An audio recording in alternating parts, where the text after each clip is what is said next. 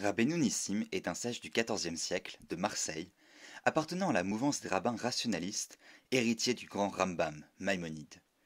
Des chercheurs et des rabbins sont pris d'intérêt pour lui à nouveau au XXe siècle, car il semble avoir dans sa pensée posé les bases d'un système qu'on qualifierait de moderne. Avec parfois des positions radicales, c'est un personnage intéressant que je vous propose de découvrir chaque semaine à travers son commentaire sur la paracha. Je suis Emile Ackerman et vous écoutez Parshayeka, Maaseh Nissim. Nous sommes donc dans Bereshit, qui recèle selon Rabbeinu Nissim les secrets de la création. Rabbeinu Nissim étant un aristotélicien, je vais vous épargner beaucoup de ces 60 pages sur la métaphysique, mais j'ai sélectionné quelques idées qui me paraissaient intéressantes. Rabbeinu Nissim nous présente ici un système de pensée juif qui a de quoi surprendre au premier abord. Il pose une question qui m'a semblé pertinente. Pourquoi Dieu, lorsqu'il crée le monde, a besoin de le faire en deux temps ? Il est écrit que Dieu parle d'abord, il dit que la lumière soit, et ensuite seulement la lumière fut. Mais par définition, il n'y a aucun écart temporel entre le moment où Dieu veut et le moment où Dieu crée.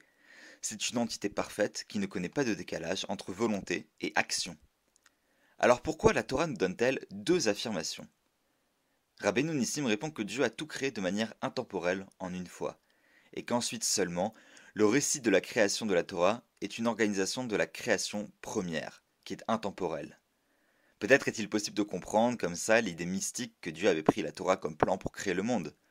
De manière immédiate, tout était déjà là avant de s'inscrire dans un ordre prédéfini. En potentiel, Dieu avait tout mis en place. Et ensuite seulement, il faut assigner des rôles aux entités créées. Et cela permet à Rabbeinu Nissim de résoudre un autre problème, les lois de la nature. S'il est possible de dire qu'elles sont toutes apparues en même temps, alors cela ne contredit pas un autre grand axiome des rationalistes. Il nous dit qu'il n'y a eu qu'une seule création du monde, et qu'il n'y a plus de changement ensuite dans les règles de la nature. Dieu a donc tout créé en même temps, et la création s'est développée selon les lois que Dieu a mis en place, qui n'ont pas changé jusqu'à aujourd'hui. On utilise le mot rationaliste à tort et à travers, mais c'est une doctrine exigeante qui nécessite justement une cohérence à toute épreuve. Rabbeinu Nissim pose donc la base avec Bereshit. Les lois de la nature ne changent pas. Comment donc comprendre la Torah et les miracles ? Ça, vous le saurez dans les prochains épisodes. En soi, cette doctrine est fascinante. Elle pose comme base qu'il est possible d'être croyant, pratiquant, impliqué dans Torah et Mitzvot de tout son cœur, âme et moyens, sans devoir renoncer à sa faculté rationnelle, logique et scientifique. Beaucoup aujourd'hui veulent nous faire croire qu'il faut choisir. Nous avons la preuve qu'il est possible d'avoir les deux, mais c'est une route exigeante et sans compromis. Sur la création de l'homme, ou de Adam, Rabbeinu Nissim explique clairement qu'il s'agit d'une parabole sur la création de l'espèce humaine, de ses penchants et de ses problématiques. Il est d'abord écrit « Ha-Adam », c'est donc qu'on parle de l'espèce humaine au départ. Pas besoin donc du Midrash qui parle de l'Adam hermaphrodite à double face pour expliquer Zachar ou Nekeva Baraotam, mâle et femelle il les a créés. On parle ici de l'espèce humaine qui a été créée de manière générale avec des hommes et des femmes. Toute l'histoire d'Adam, qui suit, est donc une allégorie sur la nature humaine parlant de concepts philosophiques qu'il ne faut pas lire littéralement. Notons que cette approche a le mérite de pouvoir être compatible avec toutes les théories de l'évolution des différentes races humaines qui ont précédé les sapiens, etc., etc., car elle ne s'occupe pas de ces détails. La Torah est là pour nous donner la base, et surtout le sens de notre existence. Les sages nous enjoignent régulièrement à dominer nos pulsions. Rabbeinu Nissim explique que les animaux, comme les humains, ont des pulsions, une faculté primaire appelée faculté nutritive, qui permet la perpétuation de l'espèce. Seulement, l'humain est la seule espèce qui peut causer sa propre destruction si elle ne suit que cette faculté. Un bison, un lapin ou un chameau ne vont jamais causer la perte de leur espèce en suivant leur instinct, c'est même l'inverse.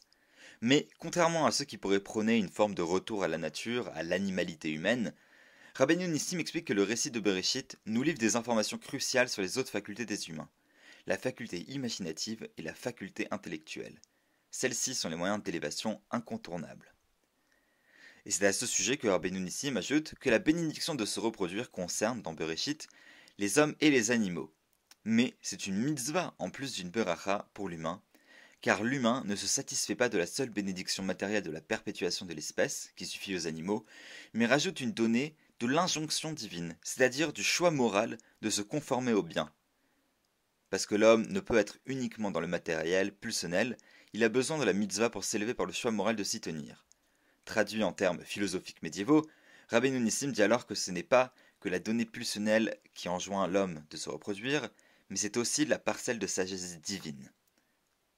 Bereshit nous compte donc les éléments clés du challenge de l'existence humaine pour Rabbeinu Nissim. Il est formé de la terre, de cette faculté nutritive animale matérielle, mais il y a aussi en lui ce souffle divin, cette force spirituelle et intellectuelle de s'élever. Et avec cette tension vient le choix.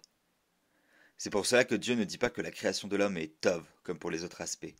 Il ne dit que Tov Meot sur la globalité de la création à la fin. La création de l'homme n'est pas Tov, bonne en soi, car l'homme a le choix de faire le mal ou le bien. S'il fait le bien et uniquement si, alors la création de l'homme aura été bonne. Mais de manière paradoxale, je l'avais rapporté l'année dernière, qu'est-ce qui est très bien? Le Midrash nous dit la mort. La mort, c'est ce manque, ce vide, cette absence qui existe en l'homme et qui fait qu'il n'est pas complet. C'est aussi ce vide qui le pousse à aller plus loin dans sa vie, dans son existence spirituelle. C'est pour cela que la mort, appartenant au domaine naturel et ayant des vertus philosophiques, est très bonne pour Rabbeinu Nissim. Notre maître a donc posé ici les bases de sa philosophie, que nous allons explorer dans le prochain épisode. Un judaïsme qui est exigeant intellectuellement, rationnel, scientifique et engagé dans les mitzvot. Adam n'est pas un homme, c'est l'être humain, celui en chacun de nous qui doit faire des choix, se surpasser, combattre son mauvais penchant et utiliser son libre arbitre. En somme, c'est l'affaire de toute une vie. Ce n'est pas facile, mais nous sommes chanceux d'avoir la Torah et, à partir d'aujourd'hui, d'avoir découvert un nouveau sage pour nous guider dans ces nombreux psukim. Shabbat Shalom et Good Shabbos.